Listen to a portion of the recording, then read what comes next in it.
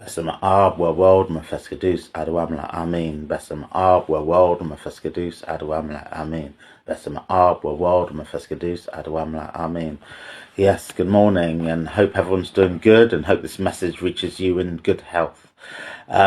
So on with the reading today, Numbers chapter 12. Give thanks for these few words. Miriam and Aaron spoke against Moses because of the Cushite woman who he had married, for he had married a Cushite woman. They said, "Has Yahweh indeed spoken only with Moses? Hasn't he spoken also with us?" And Yahweh heard it. Now the man Moses was very humble, more than all the men who were on the surface of the earth. Yahweh spoke suddenly to Moses, to Aaron and to Miriam. "You three come out to the tent of the meeting." The three of them came out. Yahweh came down in a pillar of cloud and stood at the door of the tent and called Aaron and Miriam, and they both came forward. He said, "Now hear my words. Is there a prophet amongst you? I, Yahweh, will make myself known to him in a vision. I will speak with him in a dream. My servant Moses is not so. He is faithful in all my house. With him I will speak mouth to mouth, even plainly, and not in riddles, and he shall see Yahweh's form. Why then were you not afraid to speak against my servant, against Moses?" Yahweh's anger burned against them, and he departed. The cloud departed from over the tent, and behold, Miriam was leprous, as white as snow.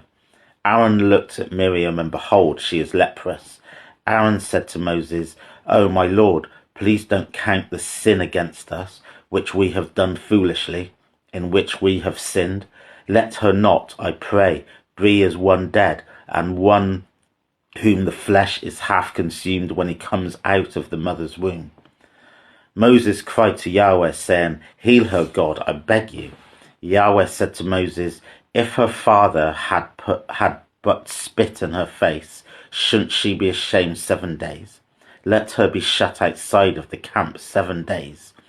After that she shall be brought in again."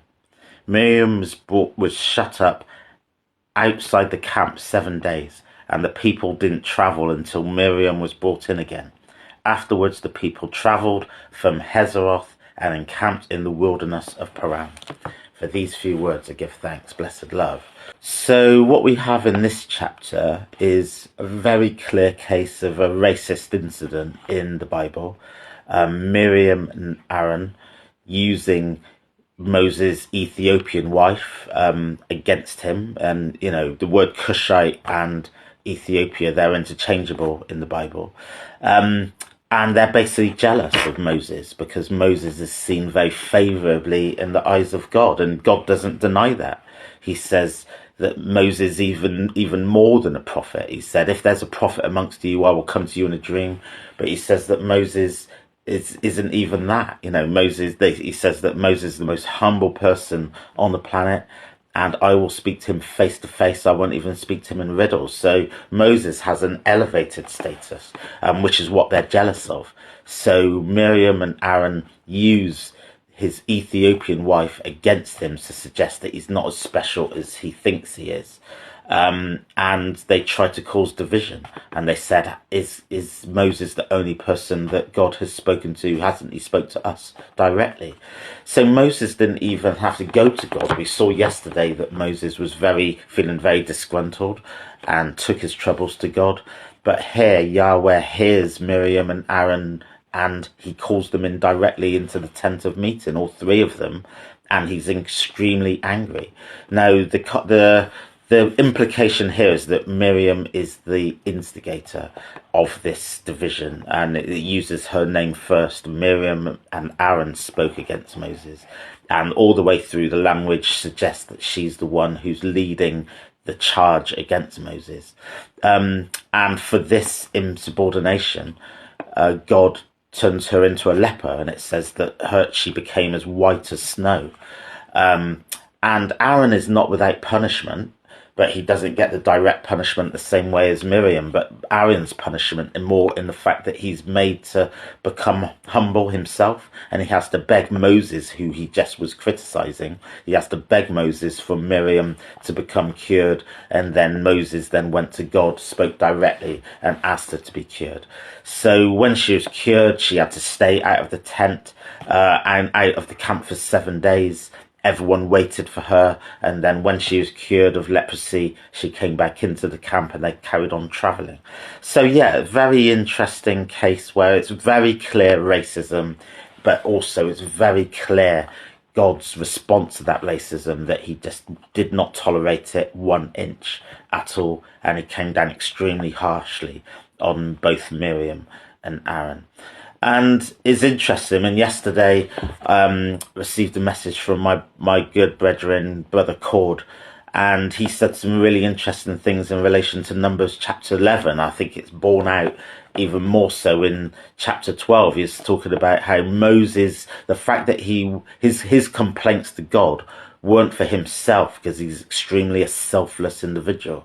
And every time Moses complains to God, it's because he feels a shortcoming that he's able to fulfill what God wants of him. So he feels inadequate often to do that work.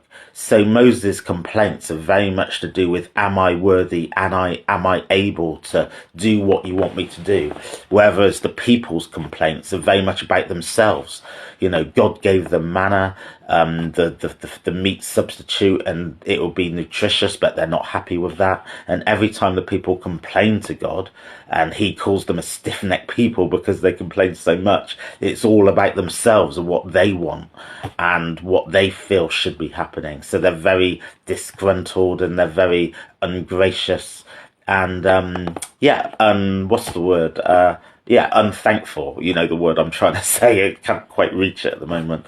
But Moses is extremely selfless and is not complaining for himself. He actually wants to fulfill what God wants of him. And I think, give thanks to Brother Cord, because that's a very correct and sharp insight. And we see it even more here, that his selflessness is what God sees him. He sees in him, and what's God seen in him from day one.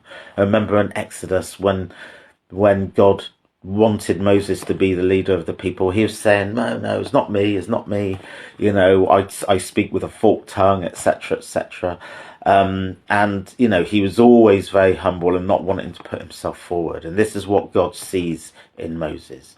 So it's sad here to see Miriam and Aaron being jealous of their brother, not fully supporting him and wanting the glory for themselves. And they're showing the equation with the people that they're selfish and they want what someone else has got, and they're thinking of themselves rather than for the people.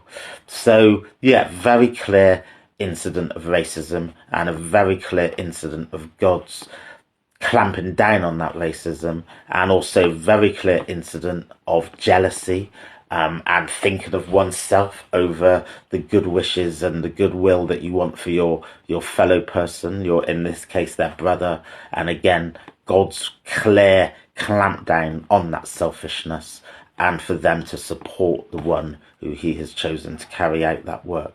So really interesting chapter, very short, but it's very precise, I think, in its messaging, really.